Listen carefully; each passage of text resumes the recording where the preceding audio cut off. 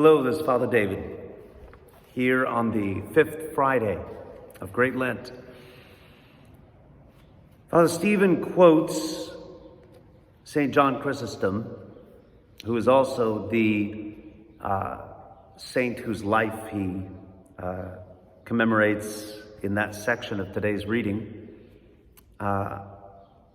when he speaks on one of his homilies on 1 Timothy. And he uses words that are commonly paraphrased nowadays as, "You can't take it with you." St. John regards wealth, Father Stephen says, not as personal property, but rather as a loan. He notes that upon death, all human beings leave their possessions to others ad infinitum, and so he preaches. This is quoting St. John. Our goods here are not our own. We have only a life interest in them, or rather, they fail us even during our lives. Only virtues of the soul are properly our own, as almsgiving and charity. For we cannot take our wealth with us when we depart from here, but we can take our charities. But let us rather send them before us, that they may prepare for us an abode in the eternal mansions. This hearkens to the Lord's words when he says, "Make for yourselves friends of unrighteous mammon." It's sometimes a confusing phrase, but it speaks of, use the mammon, the wealth, the money, the currency of this world that so often is a spark for greed, avarice, clutching, holding on to the things of this world, the desire for more and more and more. Use it rather to make friends for yourself. In other words, to use it in a way that I believe I've quoted in one of these videos, but you make the devil work for God. You take the currency of this world that so many men and women are willing to kill for, to deceive for, to stomp on their neighbor for, and you turn it around and you give it with an open hand to the needy, to the poor, to those who do not have the opportunities that you do.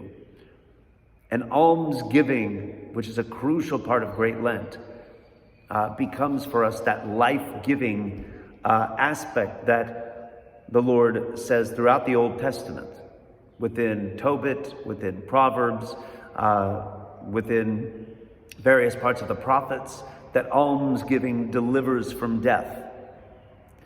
And so we need to remember to give alms during Great Lent in the form of either comfort or aid to others, as Father Stephen exhorts us to do.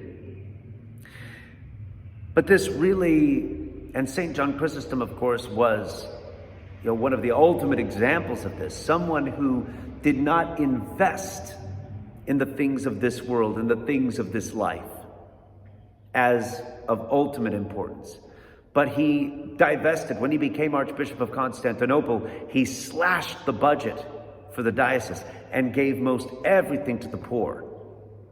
It was a vast divesting of the imperial trappings and the rich, exterior things of much of the diocese.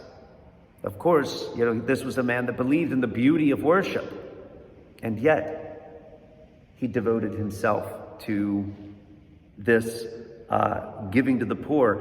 It even goes so far, Father Stephen says, as being ready, even as Abraham did, to give up his son Isaac, who had been the promise that Abraham had been given. Isaac will be for you the father of many nations. And yet now God is saying, give up the son that I've given you and sacrifice him. In the end, of course, we know God provided a ram for Abraham to sacrifice instead of his son. But that radical image in the midst of faithlessness, in the midst of our faithlessness, is meant to inspire us that even when we are tempted to mistrust God, to live in function of the things of this world rather than the things of the kingdom of heaven, that we would be pulled back to that realization that these men and women that have gone before us have dedicated themselves successfully to denying themselves, living for God, even in the midst of great deprivation and sorrow in following Christ. So God bless you, and Lord willing, we'll talk to you tomorrow. Bye-bye.